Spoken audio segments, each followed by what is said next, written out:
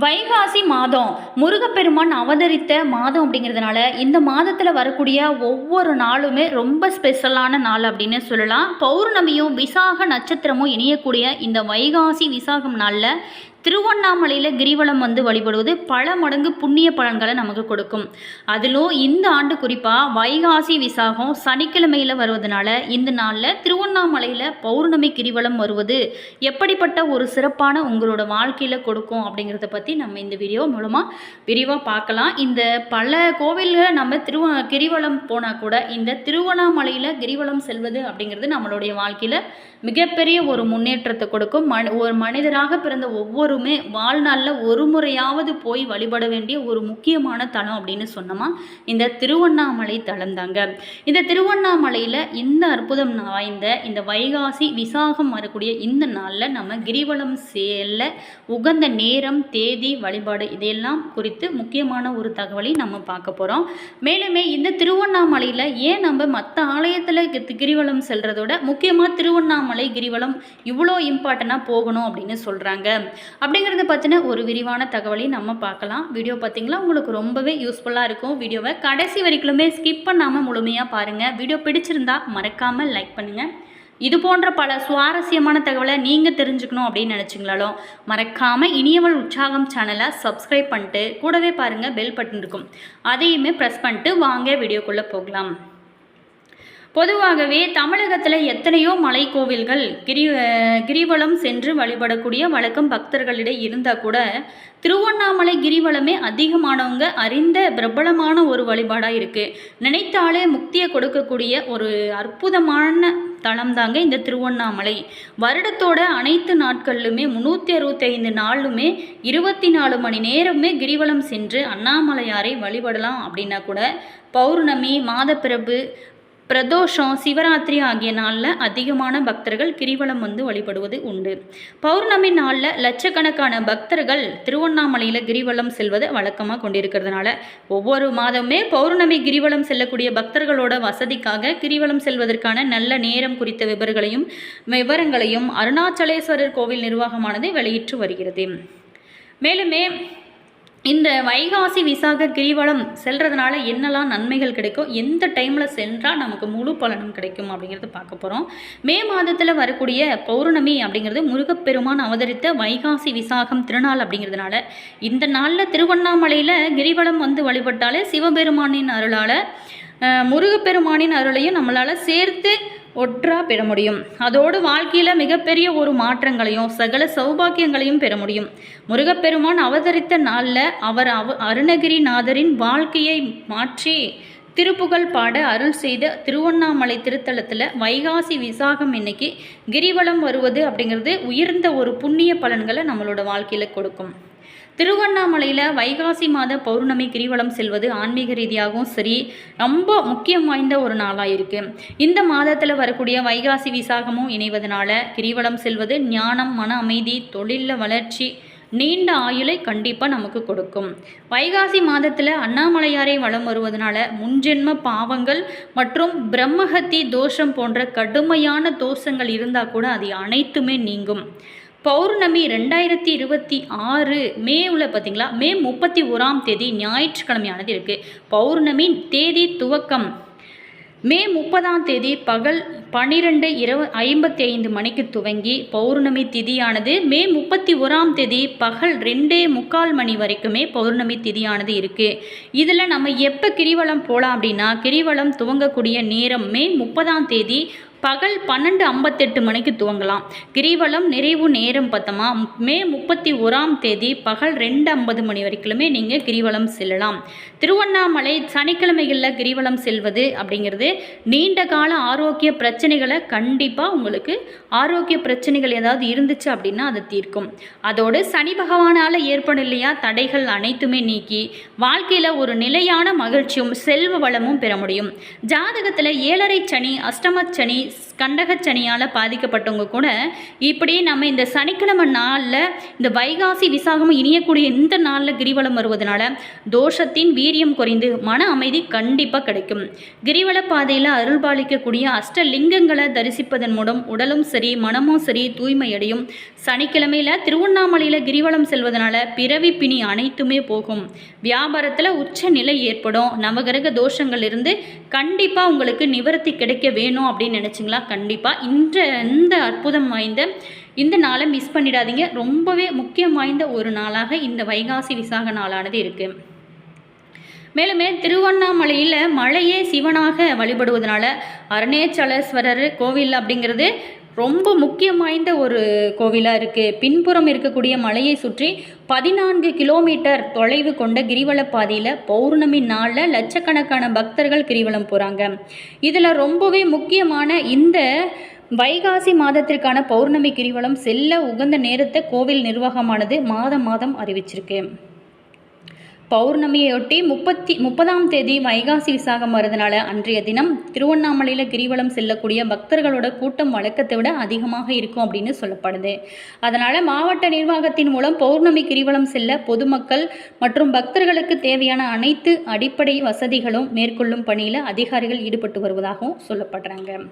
மேலுமே நீங்கள் கிரிவலம் போகிறீங்களா இல்லையா அப்படிங்கிறத மறக்காமல் கமெண்ட்ஸில் சொல்லுங்கள். நீங்கள் மாதம் போவீங்களா அப்படிங்கிறது எங்கள் கூட கமெண்ட் பாக்ஸ் செக்ஷனில் ஷேர் பண்ணிக்கோங்க. மேலுமே இந்த கிரிவலம் செல்வதனால நம்மளுடைய முன் ஜென்ம பாவங்கள் அனைத்துமே தீரக்கூடிய அற்புதமான ஒரு நாளாக இந்த நாளானது சொல்லப்படுது. மேலுமே இந்த நாளில் செய்யக்கூடிய ஒவ்வொரு விஷயமும் உங்களுடைய வாழ்க்கையில் மிகப்பெரிய ஒரு மாற்றத்தை உங்களுக்கு கொடுக்கும். கிரிவலம் செல்லும் போது நம்ம இந்த அற்புதம் வாய்ந்த இந்த வைகாசி விசாக நாளில் அந்த 14 கிலோமீட்டர் தூரம் கொண்ட அந்த மலையை கிரிவலம் செல்லும்போது சிவநாமங்களை சொல்லிக்கொண்டு செல்வது ரொம்பவே சிறப்பு. அந்த முழு நிலவு நாளில் மலையை வலம் வரும்போது பிரபஞ்ச சக்தி, அதாவது பாசிட்டிவான ஒரு எனர்ஜி அதிகம் நமக்கு கிடைக்கும் அப்படின்னு சொல்லப்படுது. அதனால தான் முக்கியமாக அந்த பௌர்ணமி நாளில் நம்ம கிரிவலம் செல்வது அப்படிங்கிறது கூடுதலான ஒரு பலனை கொடுக்கும் அப்படின்னு சொல்கிறாங்க. திருவண்ணாமலையில் அருணாச்சலேஸ்வரரை தரிசித்து அதுக்கு பிறகு கிரிவலம் தொடங்கி 8 திக்கு பாலகர் கோவில்களை தரிசிக்கலாம். இப்படி நம்ம கிரிவலம் செல்றதுனால என்ன நன்மைகள்லாம் கிடைக்கும் அப்படின்னா மன அமைதி கிடைக்கும், குடும்பத்தில் ஒற்றுமை கிடைக்கும், தீராத நோய்கள் அனைத்துமே தீரும், கடன் தொல்லை குறிப்பாக நீங்கும், ஆன்மீகத்தில் முன்னேற்றம் அதிகரிக்கும். அற்புதம் வாய்ந்த ஒரு முன்னேற்றம் கொடுக்கக்கூடிய ஒரு அற்புதமான நாளாக இந்த நாளானது சொல்லப்படுது. இந்த நாளில் நீங்கள் கிரிவலம் செல்வது அப்படிங்கிறது உங்களோட வாழ்க்கையில் மிகப்பெரிய ஒரு அமைப்பாக இருக்கும். மலைவளம், அதாவது கிரிவலம் அப்படின்னு சொல்லக்கூடிய அந்த புனித மலையை கருதக்கூடிய மலையோ அல்லது கோவில் அமைந்த மலையோ வலம் வருவது. இந்த நாளில் நம்ம இதில் அருணாச்சல மலையானது 2668 அடி உயரத்துடனும் 14 கிலோமீட்டர் சுற்றளவுடன் அழகாக காட்சி கொடுக்கும். மலையை சுற்றில எண்கோண வடிவில் 8 சிவலிங்கங்கள் அமைச்சிருக்கு. அது என்ன லிங்கம் அப்படின்னு பார்த்தோமா, இந்திரலிங்கம், அக்னிலிங்கம், யமலிங்கம், நிருதிலிங்கம், வருணலிங்கம், வாயுலிங்கம், குபேரலிங்கம், ஈசான்யலிங்கம். ஆதி பரம்பொருளாக விளங்கக்கூடிய அண்ணாமலையின் அடிவாரத்தை சுற்றி கால்நடையாக வலம் வரும்போது சுற்றி இருக்கக்கூடிய மூலிகை சக்தி மிக்க செடி கொடிகளோட காற்றை சுவாசிக்கிறதுனால நமக்கு உடல் நலம் அடைவதோடு மழையோட சக்தி மிகு அதிர்வுகள் வாழ்வை நல்ல விதமாக அமைத்து கொள்ளவும் இது உதவும் அப்படிங்கிறது பக்தர்களோட அசைக்க முடியாத ஒரு நம்பிக்கையாக இருக்குது. அதனால தான் மாதம் முக்கியமாக எந்த கோவிலுக்கு போகிறாங்களோ இல்லையோ இந்த பௌர்ணமி அப்படின்னு சொன்னாலே அனைவருமே முதல்ல நினைத்த உடனே முக்தியை கொடுக்கக்கூடிய இந்த திருவண்ணாமலை தான் அனைவருக்கும் ஞாபகம் வரக்கூடிய ஒரு அற்புதம் வாய்ந்த ஒரு நாளாக இந்த நாளானது இருக்குது. இந்த நாளில் நம்ம கிரிவலம் செல்வது அப்படிங்கிறது கூடுதலான ஒரு பலன்களை கொடுக்கும்.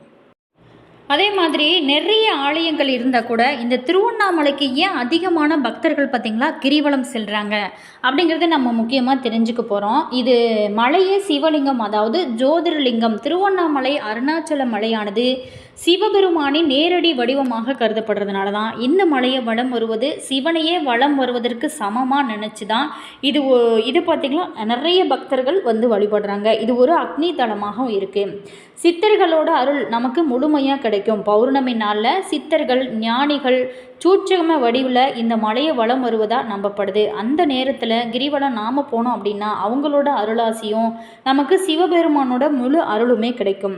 மேலுமே நிலவின் 16 கலைகள், அதாவது பௌர்ணமி நிலவில் 16 கலைகளும் திருவண்ணாமலையின் மீது விழுந்து பிரதிபலிப்பறதுனால அந்த நேரத்தில் நம்ம கிரிவலம் வரவங்களோட உடலில் நேர்மறை ஆற்றல், அதாவது பாசிட்டிவ் எனர்ஜி பாய்ந்து நோய்கள் ஏதாவது நமக்கு தீராத நோய்கள் இருந்தால் கூட அது அனைத்துமே நீங்கி உடல் நலம் பெறுமா. மேலுமே பாவ மன்னிப்பு கர்மா அனைத்துமே நீங்கணுமா. கிரிவலம் கண்டிப்பாக திருவண்ணாமலைக்கு போனால் நீங்கும். கிரிவலம் செய்வதன் மூலம் முன்வினை பாவங்கள் கடுமையாக நீங்கி முக்தி கிடைக்கும் அப்படின்னு சொல்லப்படுது.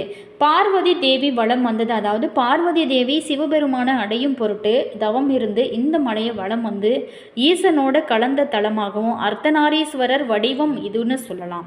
மன அமைதி மற்றும் அக்குபஞ்சர் சிகிச்சை, அதாவது வெறும் கால்களோட கிரிவலம் போகும்போது மலைப்பாதையில் இருக்கக்கூடிய கற்கள் பாதத்தில் பட்டு அக்குபஞ்சர், அதாவது சிகிச்சை போல இரத்த ஓட்டத்தை சீராக்குகிறது, மன அழுத்தத்தையுமே குறைக்கிறது. இதனால் இந்த நன்மைகள்லாம் நிறையவே கிடைக்குதாம். மேலுமே பௌர்ணமி அப்படின்னாவே எல்லாருக்குமே தெரிஞ்ச ஒரு விஷயம், கிரிவலத்தோட சிறப்பம்சம் சித்திரகுப்தர் வழிபாடு தாங்க. பௌர்ணமிக்கு மனிதர்களோட பாவ புண்ணிய கணக்குகளை எழுதக்கூடிய சித்திரகுப்தரை வணங்குவது ரொம்ப நல்லது.